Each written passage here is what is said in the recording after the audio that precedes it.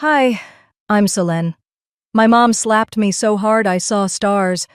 My brother clapped. My dad leaned back, smirked, and said, "Serves you right." That night, I realized I wasn't the problem. I was just the mirror they all hated. So I called 3 numbers, quietly, calmly, and by morning, their world began to crumble. But it didn't start that night. It started long before, with lies dressed up as love, inheritance wrapped in betrayal, and a family that punished me for simply surviving. The question isn't why they broke me. It's, what happened when I finally stood up? Before we dive in, what time are you listening? Where are you from? Drop a comment below and tell me, what would you have done if your own family cheered while you were humiliated in front of 55 people? The envelope sat on my kitchen counter like it didn't belong there. Cream-colored, heavyweight paper, gold-embossed lettering. My sister Maylis had always loved that kind of presentation, more about the aesthetics than the substance. I stood staring at it for a few long seconds before I even reached for the letter opener. It had been 6 months since anyone from my family had spoken to me. Not a word. No calls. Not even one of those shallow, hope you're well texts. The last time I was in that house, Maylis screamed that I thought I was better than everyone just because I wouldn't invest in her failing, luxury fashion line. I left that night with the echo of slammed doors and accusations ringing in my ears. And now, this? Inside was an invitation to Thanksgiving dinner, handwritten in her perfect script.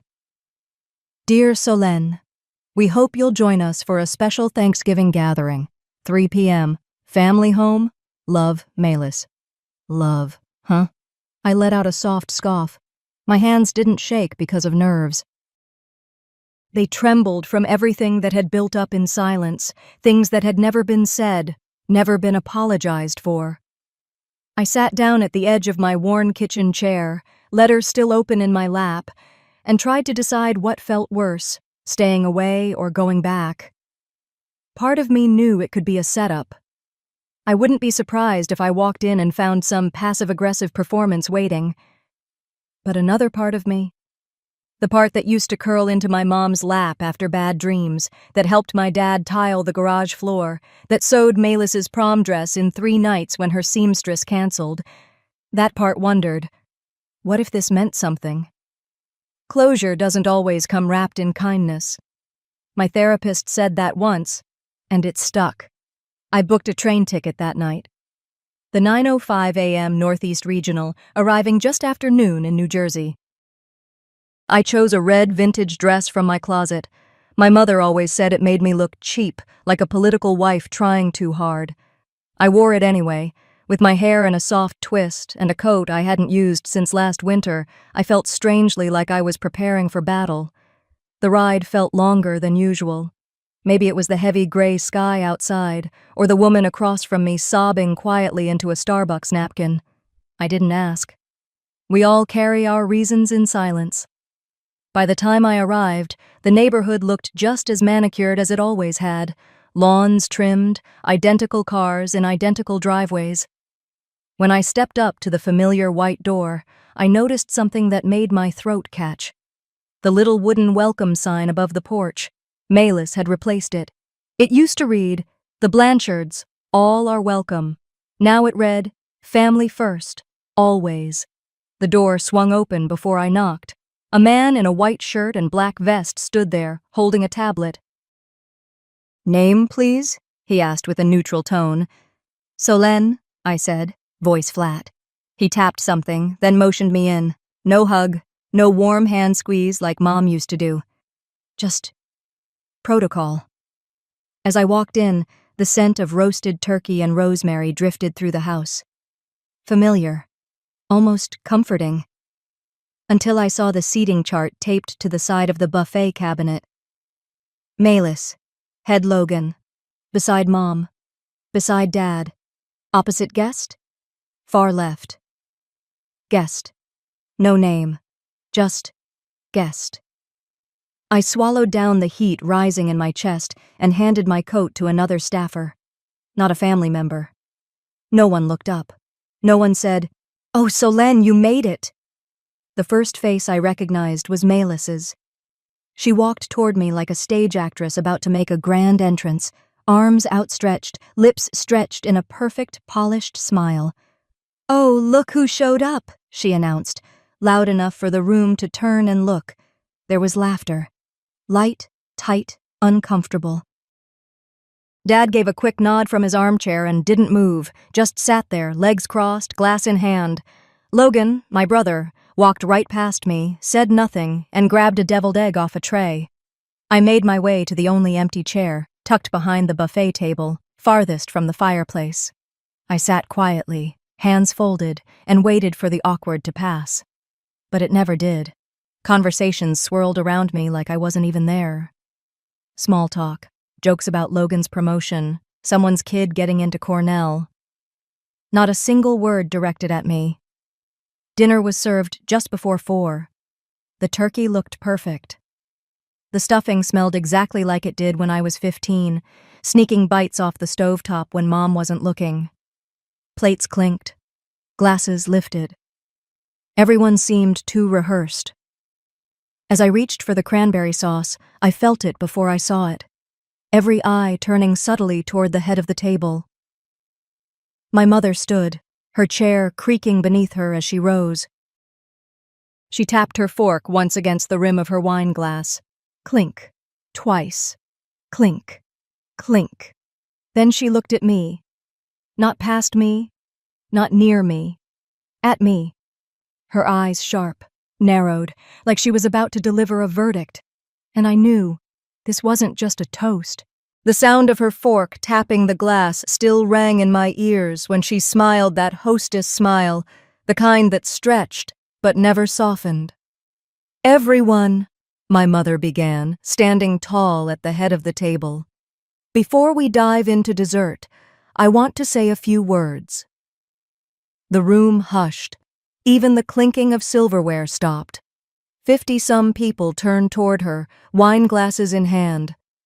I stayed silent, back straight, trying not to look as tense as I felt.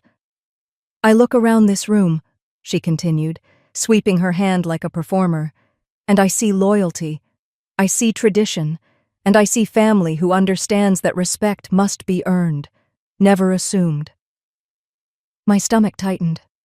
Her voice carried across the dining room, lilting with warmth to the crowd, but razor-sharp to me. "In every family," she said, "there comes a time when we must remind ourselves who we are, where we come from, and more importantly, what we owe each other." She paused, letting her words settle. I could feel eyes grazing me like heat from a stovetop. "Because sometimes," she said softly, "some daughters forget." A low, polite chuckle rumbled through the table. My wineglass remained untouched. I felt my palms go cold. "They forget," she went on, "that humility is a virtue, that success means nothing if you carry arrogance like perfume, that family is not an obligation, it's an honor." She didn't look at me directly anymore. She didn't need to. Everyone knew who she was talking about. "Money doesn't buy you roots," she said, a syrupy smile forming. "And it certainly doesn't buy you love or respect." Another chuckle. Logan snorted, clearly enjoying himself. "Because entitlement—" She took a deep breath, savoring the finale. "Entitlement is ugly, especially on family." That's when Logan clapped. 1, 2, 3 slow claps. His smirk carved across the room. "That's Mom's best one yet," he muttered, just loud enough. Melis looked away, swirling her wine, pretending to focus on a cranberry garnish. Dad didn't move a muscle. I sat still, like a statue in red, trapped in a room that once held birthday parties and game nights and laughter. Now it was just a stage for my public shaming. I pushed back my chair gently and stood. I didn't say a word. just slid my napkin off my lap and laid it on the plate. I made it 2 steps before it happened. The sound cracked through the room, a hand against my face, hard, immediate. The left side of my cheek lit up like fire. It took me a second to realize she'd done it. My mother. Her fingers still outstretched, her eyes wide, not with shock, but with satisfaction. Gasps erupted around the room, but no one moved. My wine glass slipped from my hand, hit the marble, and shattered. The sound echoed through the dead silence. Dad finally spoke. From his seat. Never looked up. "Serves you right." I looked at him. Looked at her. Looked at the faces I used to know, now frozen, ashamed, some smug. Logan shifted in his chair but didn't stand. Malis sipped her wine again like this was all background noise, and I didn't cry. I turned and walked out of the room. No rush, no dramatic pause. Just left. Through the hallway that used to smell like cinnamon, past the family photos that stopped including me 5 years ago, past the coat rack I built in high school shop class, out the front door. The November air slapped against my cheek, now burning in more ways than one, but I didn't reach for it. I didn't need to. That sting reminded me. This was real. I sat on the porch steps, just wood under my legs and silence in the cold. No one followed me, not a soul, not one voice calling out, not even to pretend. That's when it hit me. Not like a knife, but like a slow truth finally stepping into the light. I hadn't lost my family. I never had them. I reached into my coat pocket and pulled out my phone. My hand was steady. I scrolled down to the bottom, 3 names I'd never thought I'd use again. Each one burned like a match in the dark. I tapped the first one. It rang once, twice. Then came the voice. Low, knowing. "I've been expecting your call." I didn't smile, just exhaled quietly and leaned back against the kitchen counter, the edge pressing into my spine. "Dorian," I said, my voice even. "It's time." A pause. Then, with that same calm cadence I always admired in him, he replied, "I take it the situation has escalated." "You could say that. I need you to activate the contingency we discussed 2 years ago. The trust freeze. Full scope. And file the injunction. We block every channel they could move money through." I heard the sound of papers being shifted. He was already working. "You still have temporary POA over your mother, per the amendment we filed during her recovery." "She never revoked it?" "She didn't know how," he said, almost amused. "And your father was too arrogant to check. You're still the legal gatekeeper, Solen." I closed my eyes. "Then file it. And Dorian, make sure it hits by morning. Quietly. No media. No mess." "You know me," he said smoothly. "I work in shadows." We ended the call there. No pleasantries, no good lucks, just mutual understanding. I set my phone on the counter and walked into the living room. My place was modest, 2-bedroom, hardwood floors, bookcases that still smelled like old paperbacks. But it was mine, every inch of it untouched by their hands. Outside, the streetlights cast soft golden halos on the quiet sidewalk, the kind of calm that came before a storm. I unlocked my laptop and dialed the second number. Miranda picked up before the second ring. "Solen?" Her voice was groggy. I checked the time. Past midnight. "I'm sorry for the hour." "If you're calling, it's not small," she said, instantly alert. I clicked open the folder on my desktop labeled "For When They Cross the Line," then dragged in the phone photos I'd taken earlier that evening in my father's office. Ledgers, handwritten checks, sloppy cash logs scrawled in blue pen. "They've been siphoning donor funds through the foundation," I said, "into Malis's brand and Logan's train wreck startups." I could hear her sharp inhale. I just sent you the photos. I want you to start forensic matching. Cross-check dates, deposits, vendor accounts. I want a full trail. Clicking, typing, silence. Solène, if this checks out, it's criminal. We're not talking about a slap on the wrist. I'm not looking for slaps. I'm looking for truth. She didn't argue. I'll start now. Expect a report by afternoon. I leaned back again, my shoulders finally touching the chair. I hadn't realized how long I'd been sitting upright, like I was still at that dinner table. The third call was the shortest. I stood, walked to the window, and dialed Ro. She picked up with a sigh. This better be good. It is.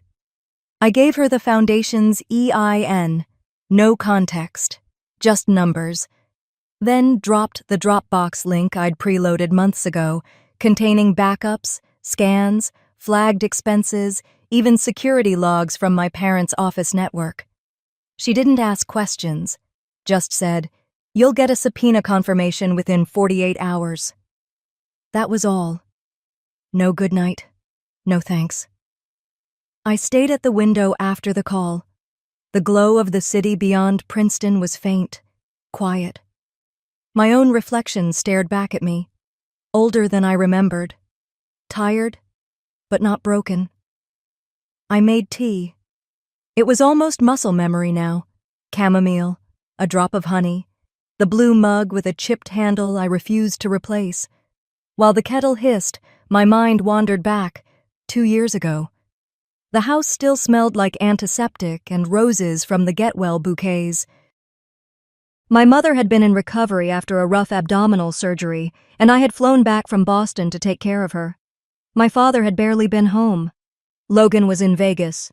Malis only stopped by for Instagram photos. So it was me, the daughter they forgot, the one changing her dressings, making bone broth, helping her in and out of bed. And while she slept, I had access.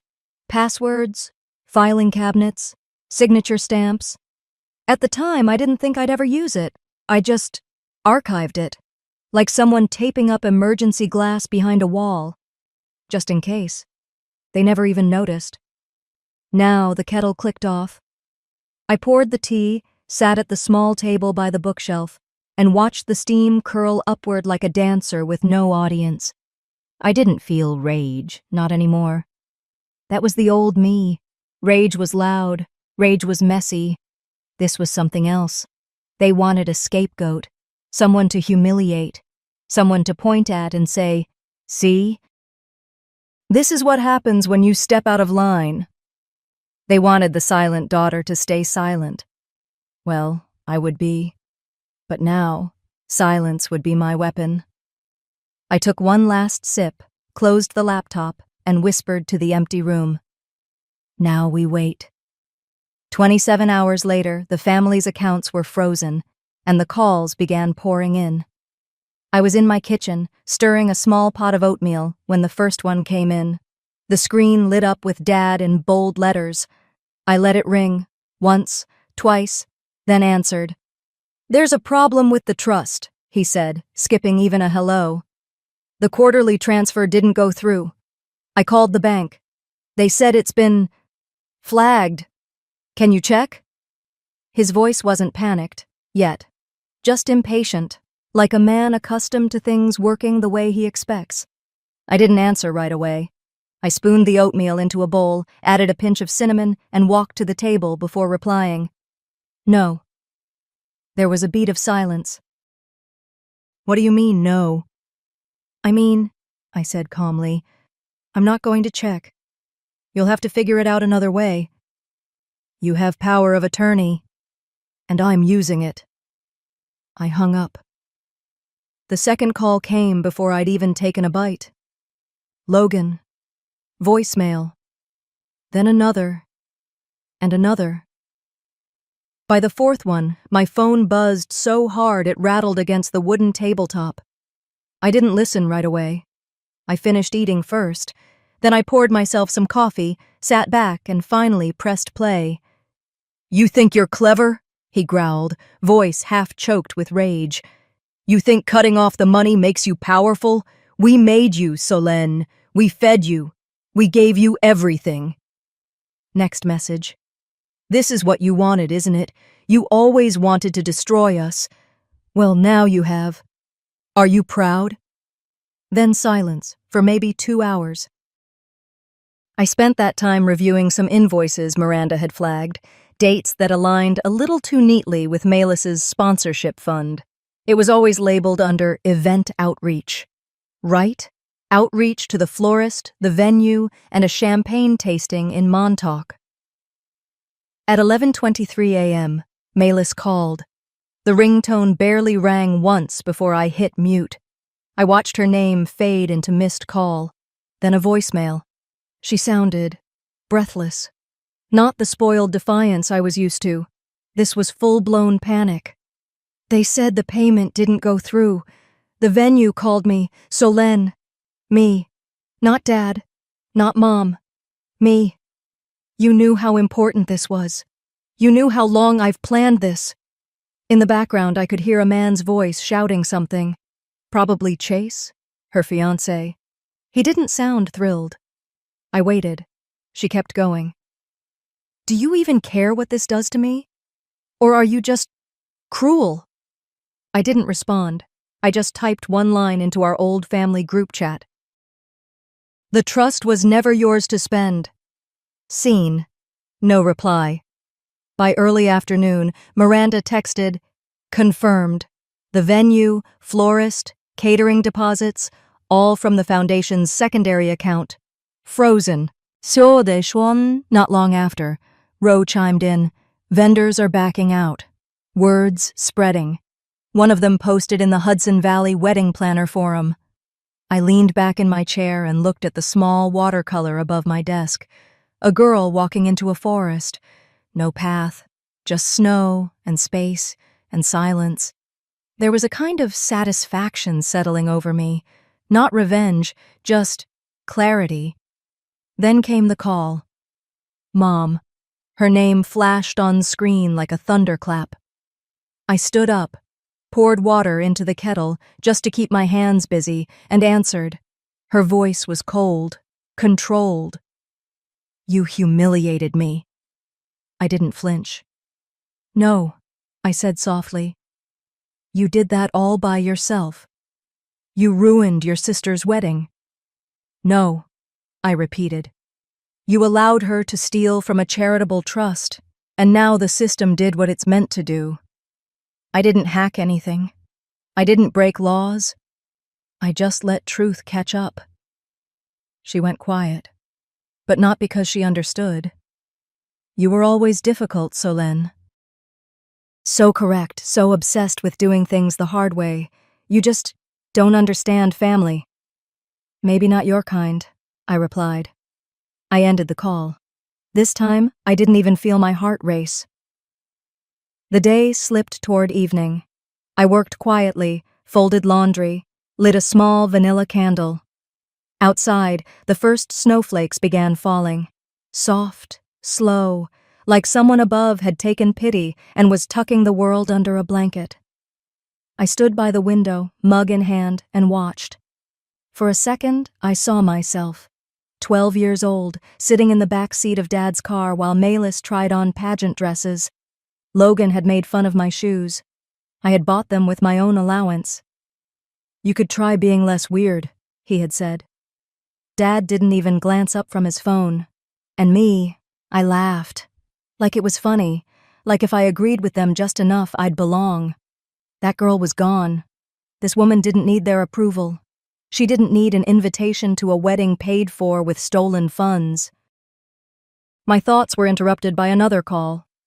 No name, no number. Blocked. I let it ring twice, then answered. A quiet breath on the other side. Then, a familiar voice said, Solène, I have something you need to hear about your father. I recognized the voice before she said her name. Solène, it's Marcia. I worked with your Aunt Cecile back then. My hand tightened around the phone. I hadn't heard that name in years.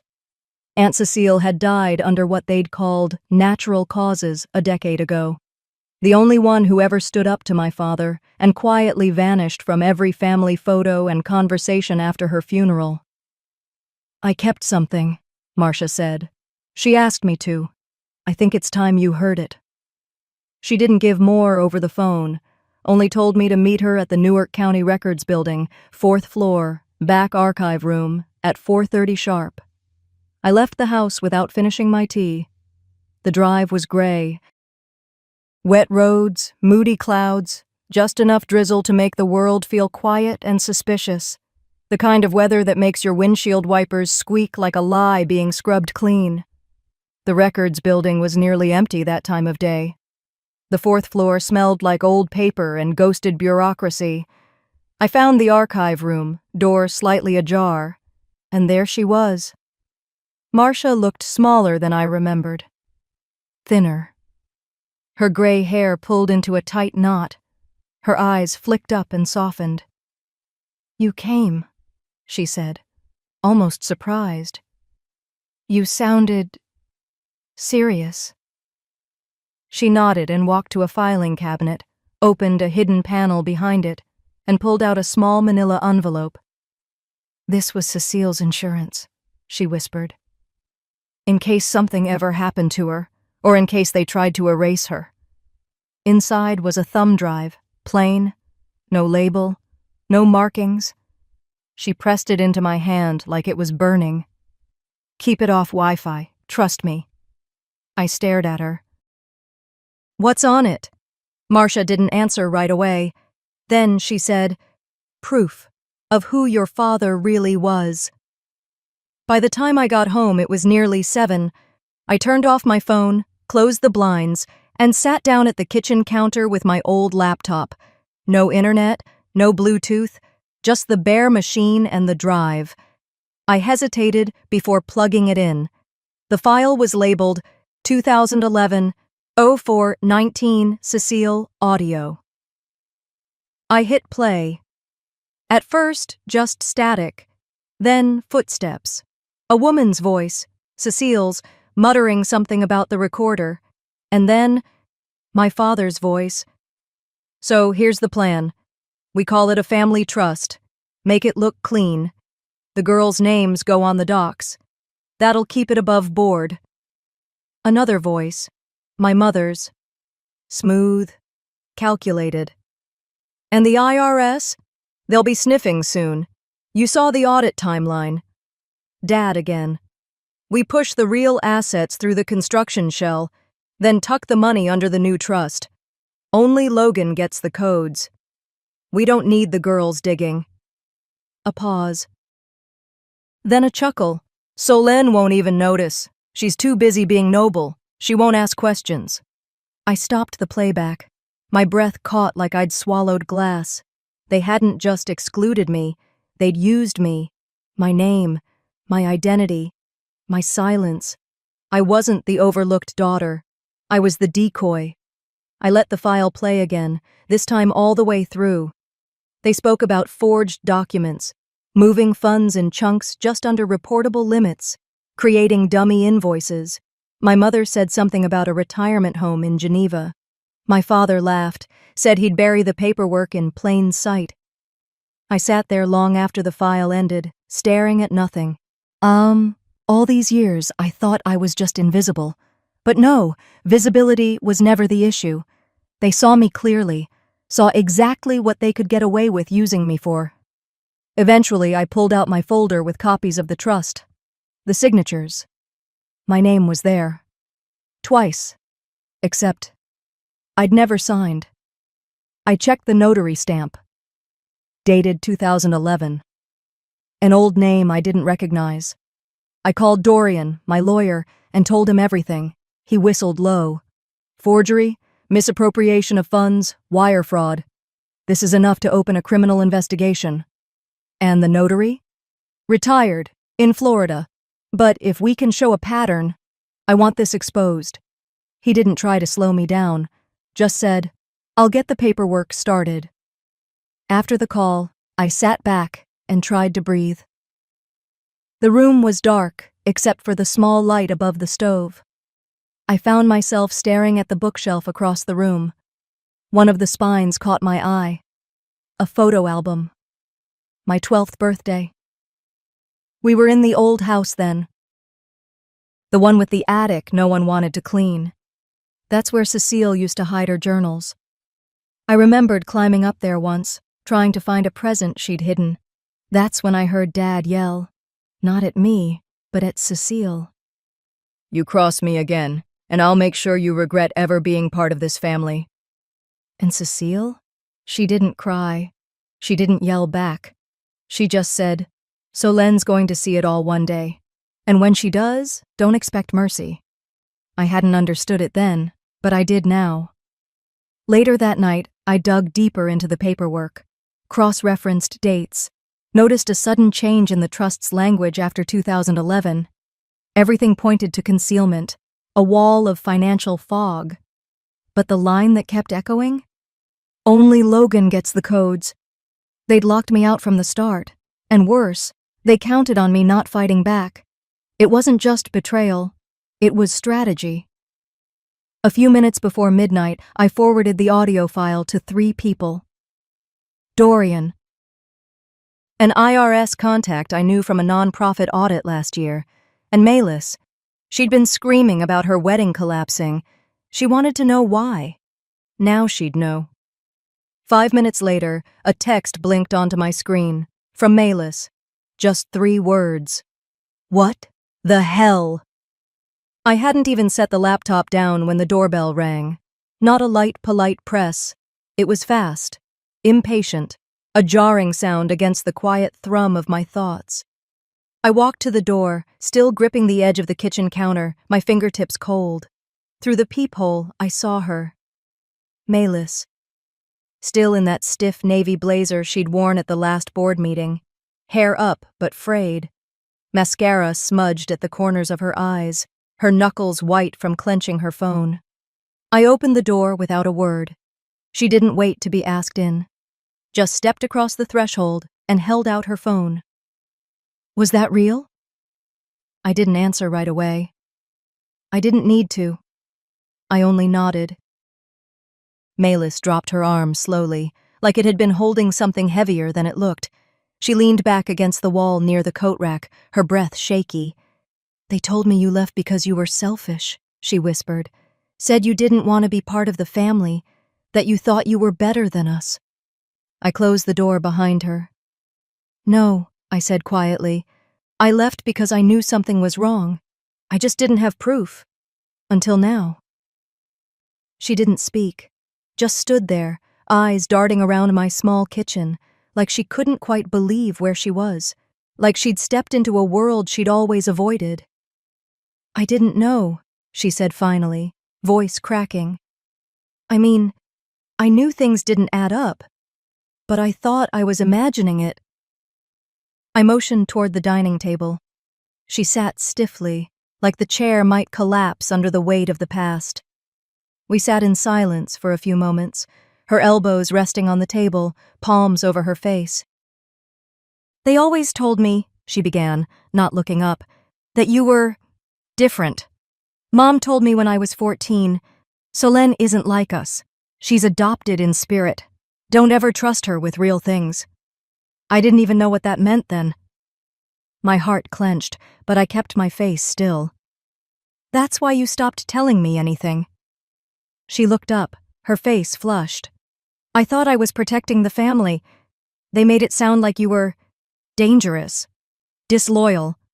And when you left, they said you'd taken money, that you were angry because you weren't named in the first trust." I let out a soft laugh, tired, bitter. I didn't even know there was a trust until last year. Malis looked like she'd been slapped. She rubbed her forehead hard, like she could scrub the memory away. "I thought I was the favorite, but now, I don't think they ever loved me. Not really. I was just useful." She paused, then said, "I thought I was the face of the family." "Turns out, I was the mask they wore to keep their secrets." I watched her unravel, and for a moment I didn't feel angry.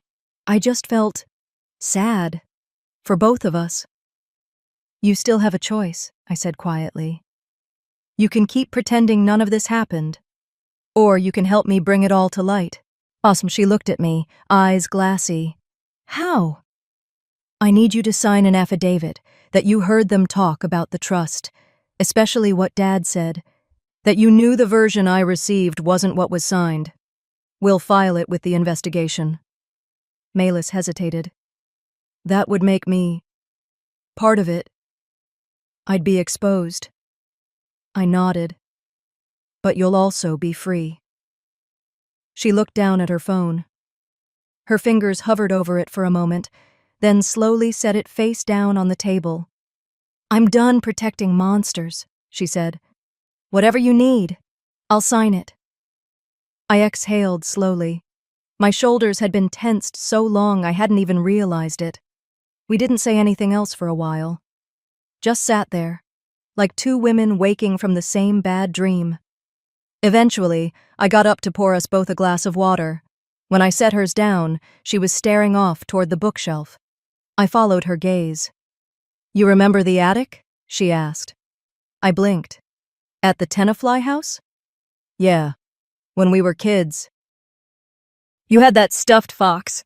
What did you name it? Marble? Marble the fox. He was missing one eye.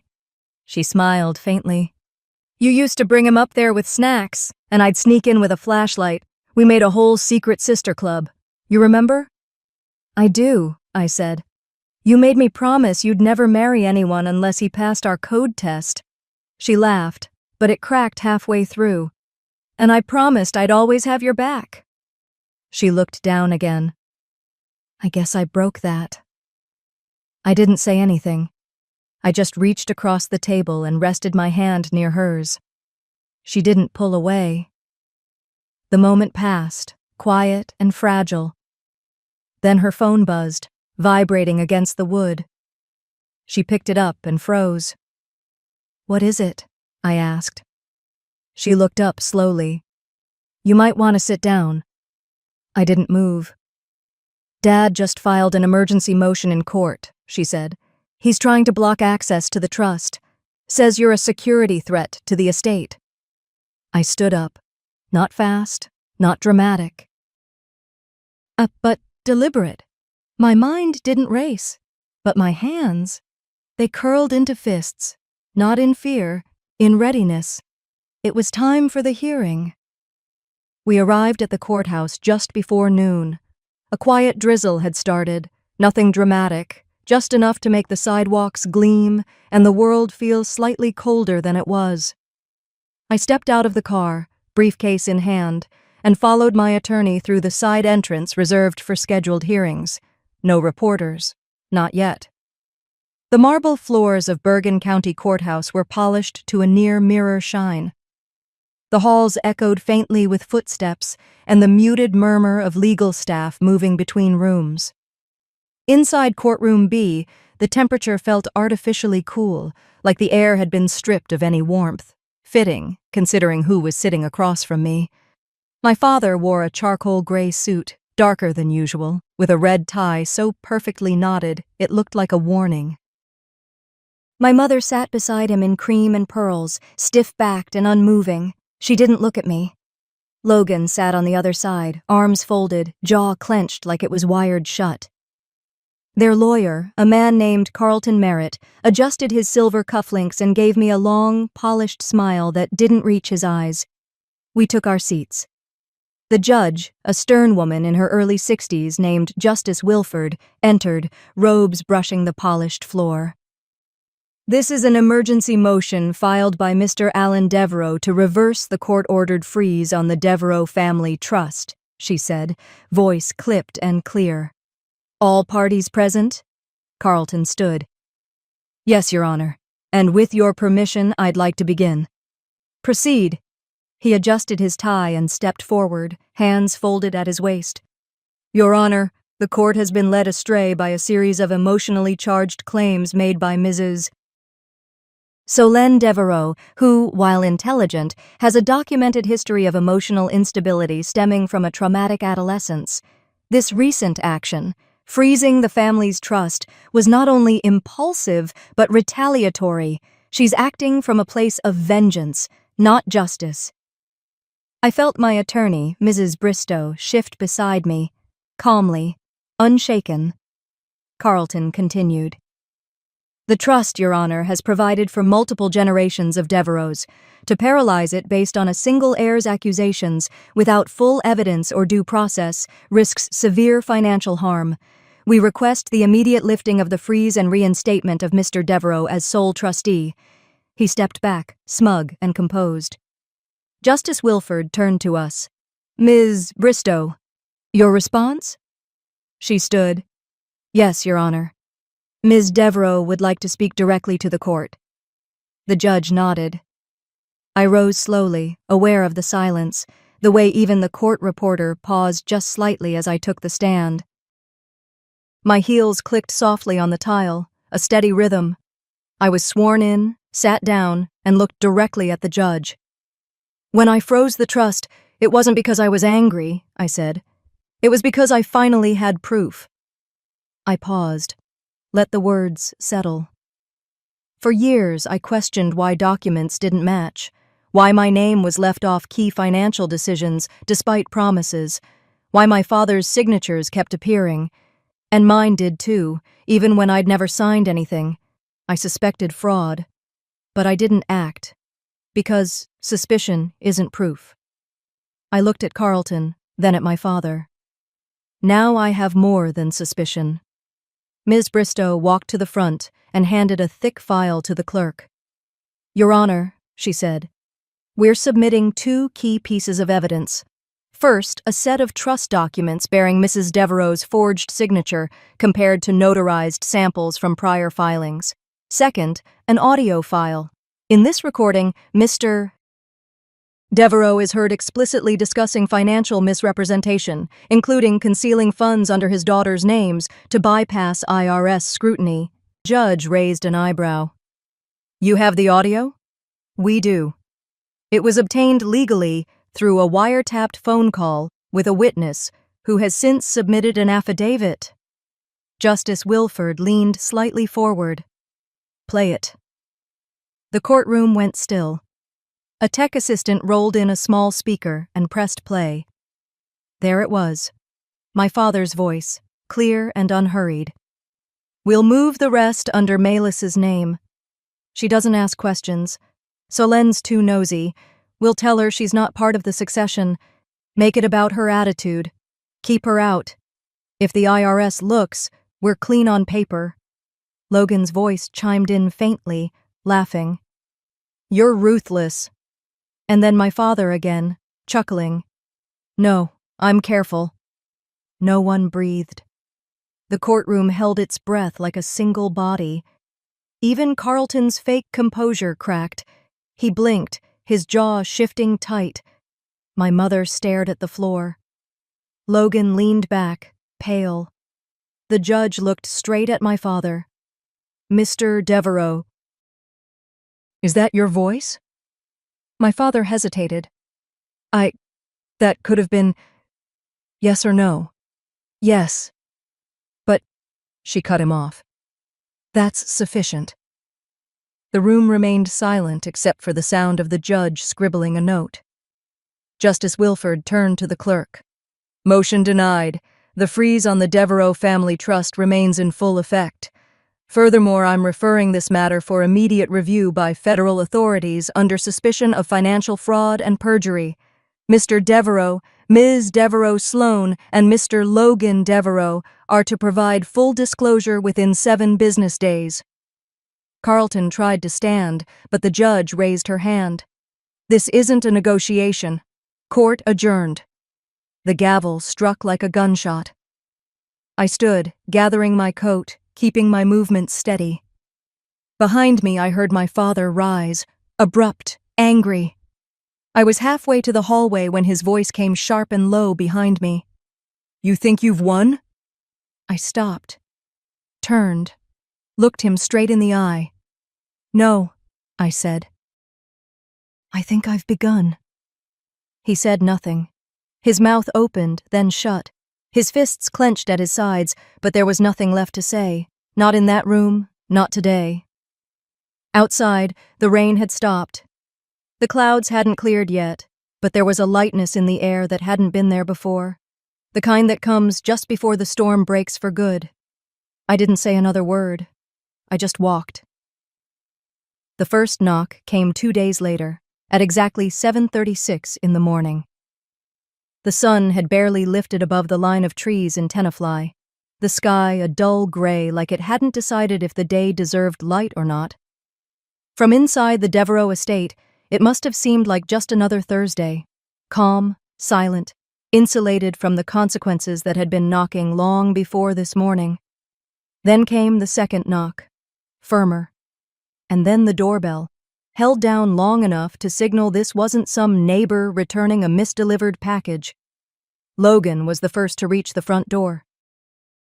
He opened it to a cluster of people in navy windbreakers, crisp and impersonal. "IRS, Federal Enforcement Division," one of them said, holding up a badge before Logan could say a word. "We have a warrant." Behind them, a line of agents stepped forward in quiet coordination, some with rolling cases, others with clear plastic bins. One carried a handheld scanner, another had gloves already on. They moved like they'd done this before. Because they had. I wasn't there, of course. I was in Princeton, standing in my kitchen, reheating yesterday's coffee and staring out at the backyard fence when my phone buzzed. It was Dorian. No text, just a photo. A close-up shot of cardboard evidence boxes being wheeled down the front steps of the Devereaux house, each labeled with printed tags, Trust 14C, Holdings, 1996-2020, Devereaux/Logan, Digital Archives. I didn't smile. I just whispered, "You opened this door." "I just held the mirror." Back in Tenafly, panic had already broken loose inside. Logan's wife let out a sharp scream when agents entered the hallway and headed toward the study. I was told she stood frozen for a second, then burst into loud sobs before locking herself in the downstairs guest room. Their mother, pale and shaking in her silk robe, collapsed into the living room sofa and let out a faint cry for smelling salts, like she was performing for an invisible audience. One of the agents offered her a glass of water. She didn't take it. And my father? He marched down the stairs, still half-dressed, and demanded, loudly and with the false confidence of a man too used to being obeyed, that everyone stop this nonsense and get the family attorney on the line immediately. The lead agent, a middle-aged woman with iron-straight posture, handed him the warrant calmly. "This is a federal investigation, sir. You can contact counsel, but the search proceeds." He didn't like that. Apparently, he stood there for a good 20 seconds, lips pressed so tight they disappeared. Then he stepped aside, muttering something about witch hunts and media vultures. In Logan's office, things turned quiet and surgical. Cabinets were opened. USB drives labeled consulting were bagged. His laptop was imaged and returned. Paperwork was photographed and logged before being boxed. Then one of the younger agents, while sifting through a heavy wooden filing cabinet, tapped something metallic at the back panel. It sounded hollow. He paused, slid the entire row of files aside. And there it was, a small compartment built into the back wall of the cabinet. Inside, tucked neatly beside an old cigar case, was a black leather notebook, soft-worn like it had been handled often. No title, just a wraparound strap. They unbound it carefully. Every page was handwritten, dates, amounts, routing numbers, abbreviations, and something else. Names. Not full ones, just codes. But they were unmistakable. M01, S91, L73. Birth months and years. Family birth dates. Mine. Melis's. Logan's. Transfers to offshore accounts. Movements between dummy trusts. It wasn't clever. It was arrogant. When the agent showed it to Logan, he tried to laugh. "That's just notes for tax planning," he said. "Everyone keeps notes." The agent didn't blink. Then you can explain it to the prosecutor. Hours later, the house had been swept clean of its secrets. The agents left with 12 boxes, 2 hard drives, and 1 black notebook that now sat at the center of a growing case. I learned all this in pieces, texts, calls, whispers from former staff who still had loyalties that didn't belong to my parents. But what stayed with me most wasn't the files or the screaming or even the knock. It was Malis. She didn't call, she just showed up. Around 6:40 that evening, my doorbell rang.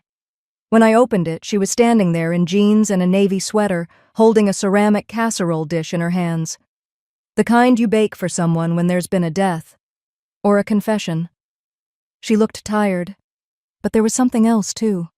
A resignation that I hadn't seen on her face in years. "I made lasagna," she said quietly. "It was your favorite back then." I stepped aside. "Come in." We ate at the kitchen table in near silence. No music. No TV. Just the clink of forks and the hum of the refrigerator. At one point, I reached into the drawer beside me and pulled out an old photo, creased and slightly faded. It was from one of our sleepovers as kids, back when she still wore glasses too big for her face and we built blanket forts in the living room. I placed it between us on the table. She stared at it for a long time. Then whispered, "Do you think she ever loved either of us?" I didn't have an answer. But she looked at me again, this time with tears forming.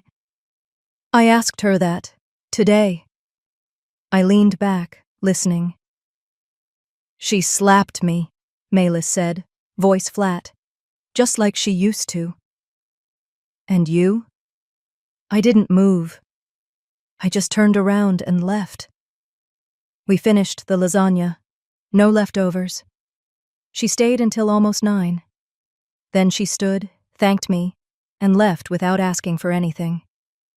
That night, just before I went to bed, I checked the mailbox. It was late, past 10, but something told me to go. Inside was a single envelope. Certified, cream-colored, no return address printed, but in the corner, handwritten in a shaky but familiar script, were 5 words. "To the rightful heir, BD." I stared at it for a moment, heartbeat slow but steady. Then I closed the door, turned off the porch light, and held it against my chest. Whatever came next wasn't theirs to steal anymore. I didn't even make it to the kitchen. I stood in the hallway, the envelope trembling in my hands. When I slid my finger under the seal, I expected bank statements, maybe legal threats. But instead, what fell out first was something smaller, thicker than a page, a USB drive. I froze. Then I turned the envelope upside down, and a folded letter slipped out, handwritten in my grandfather's unmistakable script, those slow, looping strokes that used to sign my report cards with a smiley face. It smelled faintly of pipe smoke and cedar, like the cabin he always loved more than people. The first words stopped me cold. "If you're reading this, Solène, then you've already proven stronger than I ever was." I sank onto the armrest of the couch without thinking, the letter shaking slightly as I held it close enough to read every word. He wrote of regrets, how he'd watched year after year, the way my parents clipped my wings while telling me they were sheltering me, how they pitted us against each other, Logan, Malis, me, as if our worth was a finite resource, how he'd wanted to intervene but feared tearing the family apart, like silence was a form of protection. But then came the truth. He'd never intended for my parents to control his estate. He'd seen them manipulate wills, pressure trustees, spin stories to suit themselves. So he created a separate provision, one that bypassed all of them entirely. You'll find it enclosed in the files my lawyer was instructed to deliver only upon clear evidence of wrongdoing. His script became shakier near the end. I may be gone when you read this, but know this. Everything I built in Vermont, all of it, is yours. Not because of blood, but because you saw people clearly and still chose to be kind. because you didn't need power to act with strength. He ended with a line I hadn't read in decades, something he used to whisper when tucking me into the cabin's bunk beds during summer storms. Build something that lasts longer than anger. I set the letter down and stared at the flash drive.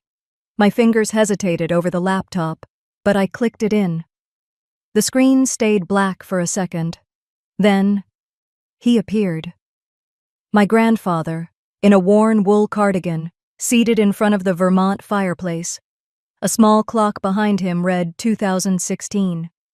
He looked right into the lens, as if he knew I'd be on the other side one day. "If you're watching this, kiddo," he said, his voice lower than I remembered, "then they've done what I feared they would." I didn't blink. "I'm sorry I didn't stop it sooner. But you stood up. You made them show who they were. And that takes more guts than I ever had." He coughed once, leaned forward slightly. "I saw what they did to you. How they cut you out, made you small, blamed you when they were afraid of what you might grow into. But I knew better. I always did. So I left instructions, real ones. They'll try to fight it, but the letter and this recording are legally notarized. The Vermont Trust, the land, the cabin, it's yours. Always was." He leaned back, sighing. "Build something with your name on it. Something that doesn't erase who you are. Don't spend your life proving them wrong. Just live like you were right all along." The screen faded to black. I didn't cry. I just sat there for a long while, heart full but still. By morning, I called my attorney. We filed the letter and the video into the court proceedings. Within 3 weeks, the judge ruled in our favor. The main trust my parents had tried to use declared fraudulent. My grandfather's instructions were recognized as binding, irrevocable. My phone lit up with news alerts later that day. Devereaux Family Trust invalidated in court. Local financier faces IRS scrutiny over alleged estate fraud. There was a photo of my father shielding his face from a camera, and another of Logan outside what used to be his firm, now shuttered. Malis wasn't in any of them. I didn't post a statement, didn't tweet, didn't give a quote to the one journalist who somehow got my number. Because silence, when it comes from the one they dismissed, echoes louder than rage. 3 weeks later, I drove up to Vermont. The road curved in familiar rhythms, the trees dense and rustling like they remembered me. When I reached the cabin, the key still fit like no time had passed. Inside, everything was just as he left it. Woodpiles stacked, flannel blankets folded, his favorite mug resting on the windowsill. I lit the fireplace, took out the letter, and placed it above the mantel under a small brass lantern that used to guide us home on foggy nights. It flickered gently, casting soft light across the stone hearth. This was mine now, not in the way of ownership, but in the way of roots. Weeks passed. I registered the Vermont Trust in my name, converted a portion into a foundation, a quiet one, named in his honor. It offered financial literacy workshops, legal navigation tools, and small grants for young women with complicated family histories. Women like me. Malis joined without being asked. She didn't want her name on anything, said she'd just make spreadsheets and stir the soup at meetings. But every time I looked at the attendance rosters or donation logs, I saw her notes in the margins. Gentle, thoughtful, never looking for credit. We never talked about the slap or the lasagna. Just moved forward, like you do when healing has no dramatic music, just small, steady days that don't hurt. Now and then, someone from Tenafly would email. A distant cousin, an old teacher, a housekeeper who remembered when I used to leave thank you notes in the laundry room. I responded kindly, but never went back. And now when people ask how I managed to survive all that, I tell them this. Sometimes you won't get the apology. You won't hear the words you deserved. Sometimes they won't even admit what they did. But if you live in truth, whether it's loud or quiet or whispered through court papers, your peace will grow louder than their cruelty ever was. So no, I didn't break the family. I simply stopped letting it break me.